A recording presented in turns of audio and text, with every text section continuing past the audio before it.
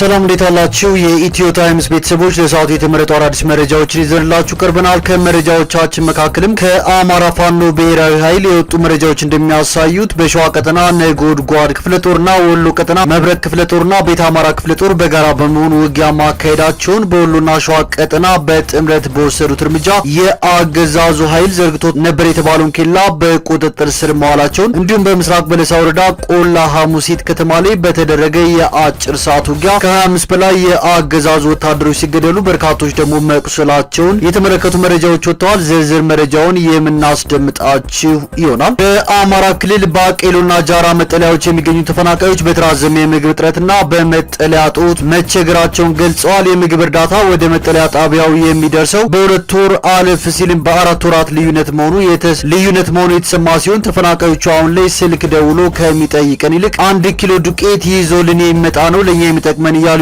ይገኛሉ። ለ6 ወር ተብሎ የተዘጋጀላቸው መጠለያ 3 ዓመት እንዳለፈውና ከምንም እንደማያስጥል ዝናብ ሲመጣም በውስጡ የመጠለል ስጋት ስላለው ወደ ውጭ እንደሚወጡ ተመላክቷል። ሙሉ ዘገባውን አጠናቅረናል። ከጤና ባለሙያዎች ጥያቄ ጋር በተያያዘ በርካታ ባለሙያዎች መታሰራቸው ይታወሳል። አሁን ላይ ግን የጤና ባለሙያዎቹ ከእስር እየተለቀቁ እንደሆነ የሚቀሩም እንዳሉ፣ አብዛኛዎቹ ከትናንት በስቲያ ማታ ድረስ ወደ ቤታቸው እንደገቡ የጤና ባለሙያዎች እየገለጹ ነው። ከጤና ሚኒስቴር ጋር ተጀምሮ የነበረው ውይይትን በተመለከተም ቀጠሮ አክብረው የሄዱና ለድርድር የተወከሉ ባለሙያዎች የምን ስብሰባ ተብለው መመለሳቸው ተነግሯል። ሌላኛው ርዕሰ መረጃችን ነው። ባለፉት 2 ቀናት የ8ኛ ክፍል ፈተና እንዲሰጥ ተደርጎ እንደነበረ የገለጸው የአማራ ፋኖ ህዝባዊ ድርጅት ሸዋ ጠቅላይ ግዛት በጠቅላይ ግዛቱ 4 አውራጃዎች ውስጥ በሚገኙትና በተቆጣጠራቸው ቀጠናዎች የ6ኛ ክፍል ፈተና መሰጠቱን አስታውቋል። የጠቅላይ ግዛቱ ማህበራዊ ጉዳዮች መምሪያ ኃላፊ ፈተናው ያለምንም ችግር እንዲጠናቀቅ ግዳጃቸውን ለተወጡ የአማራ ፋኖ ሸዋ ጠቅላይ ግዛት እዝ በየደረጃው ላሉ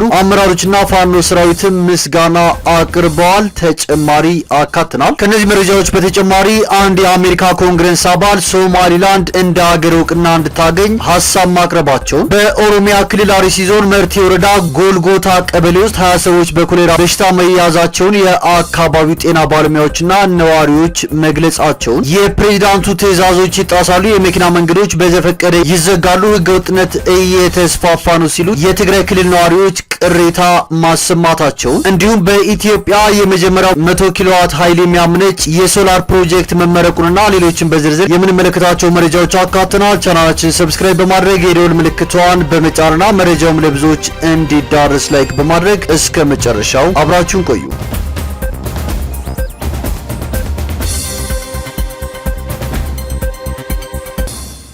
በአማራ ክልል በባቄሎና ጃራ መጠለያዎች የሚገኙ ተፈናቃዮች በተራዘመ የምግብ እጥረትና በመጠለያ ጦት መቸገራቸውን ገለጹ። በኦሮሚያ ክልል ተፈናቅለው በአማራ ክልል በደብረ ብርሃን ከተማ ባቄሎና በሰሜን ወሎ ዞን ጃራ መጠለያ ጣቢያዎች ተጠልለው የሚገኙ ተፈናቃዮች በተራዘመ የምግብ እጥረትና በመጠለያ እጦት ምክንያት መቸገራቸውን ተናገሩ። በደብረ ብርሃን ከተማ ባቄሎ መጠለያ ጣቢያ ተጠልለው የሚገኙ ተፈናቃይ እንደገለጹት የምግብ እርዳታ መጠለያ ጣቢያ የሚደርሰው በ2 ወር አለፍ ሲልም በ4 ወራት ልዩነት ነው። ለአብነትም የካቲት 24 ቀን 2017 ዓ.ም የምግብ እርዳታ ወደ መጠለያው ጣቢያው ከደረሰ በኋላ ለተፈናቃዮቹ ሌላ ዙር እርዳታ የደረሰው ግንቦት 19 ቀን 2017 ዓ.ም መሆኑን አስረድተዋል። በነፍስ ወከፍ ለአንድ ግለሰብ 15 ኪሎ ዱቄት ይደርሳል ያሉት ተፈናቃዩ እሱም ቢሆን በቂ አለመሆኑንና ከዚህ በፊት ከእህሉ ጎን ለጎን ሲሰጡ የነበሩ እንደ ዘይት ያሉ ግብዓቶች አሁን ላይ መቅረታቸውን ተናግረዋል። በተጨማሪም በባቄሎ መጠለያ ጣቢያው ከ5000 በላይ ሰዎች ተጠልለው እንደሚገኙ ጠቅሰው ከምግብ እጥረት በተጨማሪ የልብስና የመጠለያ ችግር እንዳለ ጠቁመዋል። ሸራ አንጥፈን ነው የምንተኛው፣ ነፍሰ ጡር ህጻናት ችግር ላይ ወድቀዋል። አሁን ላይ ስልክ ደውሎ ከሚጠይቀን ይልቅ 1 ኪሎ ዱቄት ይዞልን የሚመጣ ነው ለኛ የሚጠቅመን፣ ብዙ ጊዜ ተናግረናል፣ ለውጥ የለውም፣ መፍትሄውን ከእግዚአብሔር ብቻ ነው የምንጠብቀው ብለዋል። ግሎባል ፊልተር ክላስተር በቅርቡ ባወጣው ሪፖርት የሰብአዊ ሁኔታ አሳሳቢ ሆኖ በቀጠለበት የአማራ ክልል ከግማሽ ሚሊዮን በላይ ተፈናቃዮች አስቸኳይ መጠለያና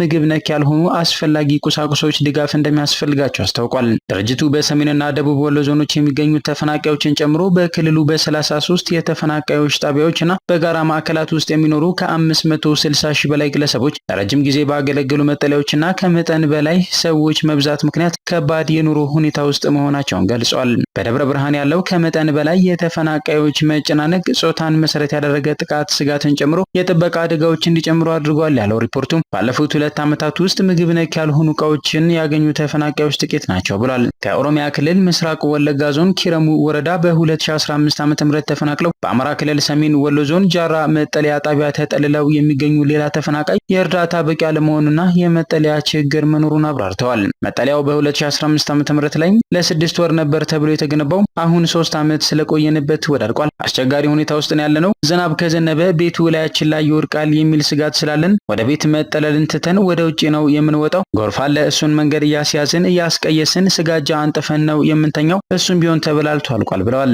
አክለውም አሁን ላይ እርዳታ በወር በነፍስ ወከፍ ለአንድ ሰው 15 ኪሎ ማሽላ፣ 1 ኪሎ ተኩል ክክና 0.45 ሊትር ዘይት እንደሚደርሳቸው ገልጸዋል። ይሁን እንጂ ለእህል፣ ለበርበሬ ማስፈጫ፣ ለሳሙና መግዣና ለሌሎችም ወጪዎች በወር የሚሰጣቸውን እርዳታ ሲያውሉት እጥረት ውስጥ እንደሚወድቁ ተናግረዋል። የቤተሰብ አስተዳዳሪ መሆናቸውን የገለጹት ግለሰቡ ያሉበት ሁኔታ የቀን ስራ ሰርቶ ገቢ ለማምጣት እንኳን እንደሚያስቸግርና እርዳታው በቂ ባለመሆኑ የተነሳ መቸገራቸውን አመልክተዋል። በተጨማሪም ከፍተኛ የሆነ የውሃ እጥረት እንዳለ ገልጸው አካባቢው በረሃማ ከመሆኑ አንጻር እንዲሁም ከፍተኛ የፀሐይ ሙቀት ጋር ተዳምሮ ሁኔታውን አስቸጋሪ እንዳደረገባቸው ጠቅሰዋል። ተመሳሳይ ችግሮች ባሉበት በሰሜን ወሎ ዞን ጃራ መጠለያ ጣቢያ ተጠልለው የሚገኙ ተፈናቃይ ከምዕራብ ወለጋ ዞን ጉሊሶ ወረዳ ጥቅምት 22 ቀን 2013 ዓ.ም ተፈጥሮ በነበረ ረብሻ የተነሳ ከአካባቢው ተፈናቅለው ወደ መጠለያ መግባታቸውን አረጋግጠዋል።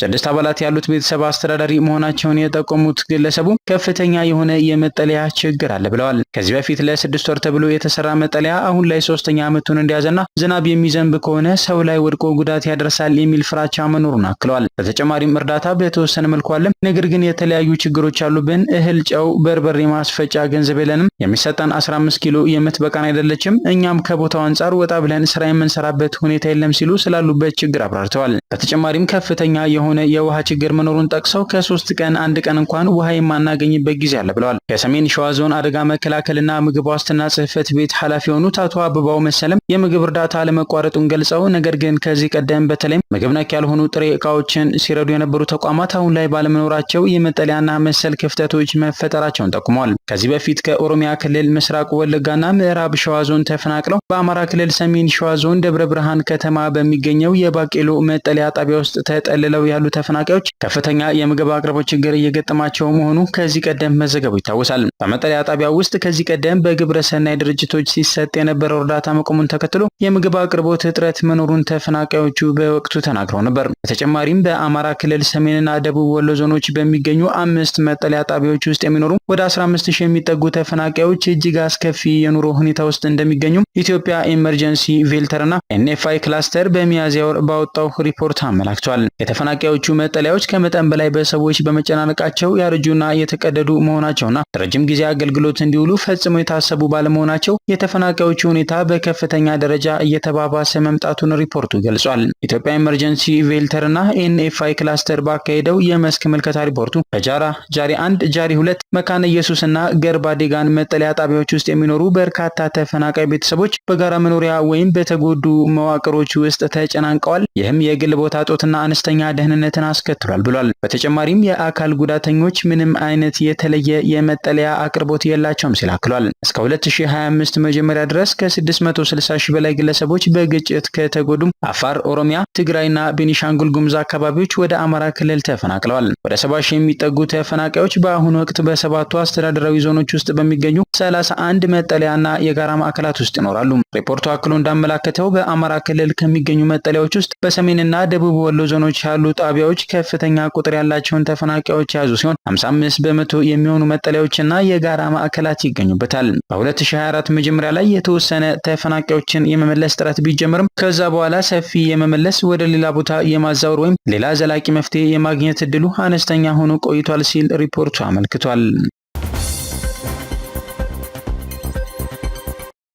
የፕሬዚዳንቱ ትዕዛዞች ይጣሳሉ፣ የመኪና መንገዶች በዘፈቀደ ይዘጋሉ፣ ህገወጥነት እየተስፋፋ ነው ሲሉ የትግራይ ክልል ነዋሪዎች አማረሩ። የጊዜያዊ አስተዳደሩ ፕሬዚዳንት ሌተናል ጀነራል ታደሰ ወረደ ግንቦት 25 ቀን 2017 ዓ.ም የጻፉት ደብዳቤ ከጉምሩክ እውቅና ውጪ ኬላ ሰርቶ መኪኖችን መፈተሽ እንዲቆም ያዛል። ፕሬዚዳንቱ በደብዳቤያቸው በየደረጃው ያሉ የጸጥታ ኃላፊዎች ትዕዛዙን እንዲያስፈጽሙ በአጽንኦት አሳስበው ነበር። ሆኖም የትዕዛዝ ደብዳቤው ከተጻፈ ከ11 ቀናት በላይ ቢቆጠሩም የተነሳ ኬላ ግን የለም። በተያያዘ ዋና መኪና አስፓልት አጠገብ በሚገኙ አንዳንድ ከተሞች ያሉ ነዋሪዎች በአካባቢያቸው የሚፈጠር የመልካም አስተዳደር እጦት ትኩረት እንዲያገኝ የመኪና መንገድ ይዘጋሉ። ትናንትና ሰኔ 5 ቀን 2017 ዓ.ም ከመቀለ ወደ ተንቤን በሚወስደው ዋና አስፋልት መንገድ በደጉዓ ተንቤን ወረዳ ማርያም ቆራር ተብሎ በሚጠራ ቦታ የመኪና መንገድ ለሰዓታት ተዘግቶ በርካታ አሽከርካሪዎችና ተጓዦች ለእንግልት ተዳርገዋል። የተሰጠን መሬት የለውጥ ደጋፊ በመሆናችን ምክንያት ልንቀማ ነው ያሉ ወጣቶች ናቸው መንገዱን ለሰዓታት የዘጉት። ፖሊስ ወጣቶቹ መንገዱን እንዲከፍቱ የሰጠው ማሳሰቢያ ባለመከበሩ ምክንያት ጥይቶችን ከመተኮስ አልፎ ህገወጥ ተግባሩ ላይ አስተባብረዋል ያላቸውን አስሯል። በትግራይ በየቀኑ የሚታዩ ያልተለመዱ ህገወጥ እንቅስቃሴዎችን የሚገታ ከላይ እስከታች ጠንካራ መዋቅር ያለው መንግስትና አስተዳደር ያስፈልጋል ብለዋል ሁኔታው ያሳሰባቸው በርካታ ወገኖች።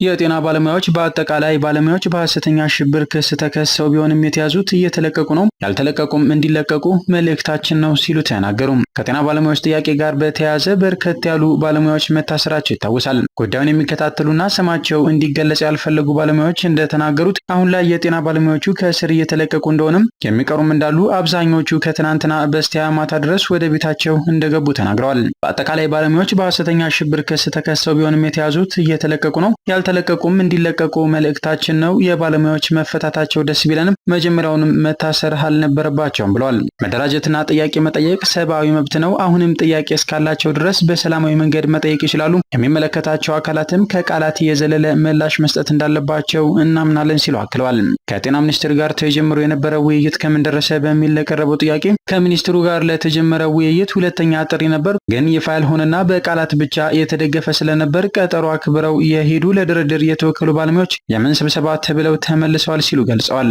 አሁንም የጤና ባለሙያዎች የመብት ጥያቄዎቻቸው እንዲመለሱ አስገንዝበዋል። 20 ሰዎች በኮሌራ በሽታ ተይዘው በጤና ጣቢያው ግቢ ድንኳን ውስጥ ላይ ነው ያሉት ሲሉ የጤና ጣቢያ ባለሙያ ተናገሩ። በኦሮሚያ ክልል አርሲ ዞን መርቲ ወረዳ ጎልጎታ ቀበሌ ውስጥ 20 ሰዎች በኮሌራ በሽታ መያዛቸውን የአካባቢው ጤና ባለሙያዎችና ነዋሪዎች ገለጹ።